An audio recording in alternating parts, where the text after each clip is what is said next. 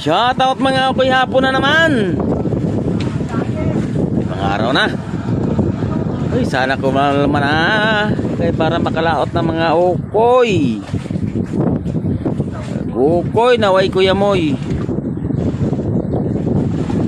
Lang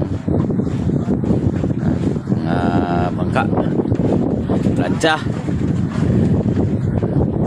dito sa tambayan, nakatali sa bato ang agukoy.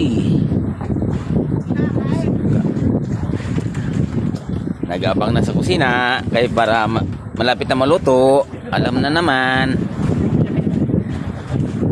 ang agukoy.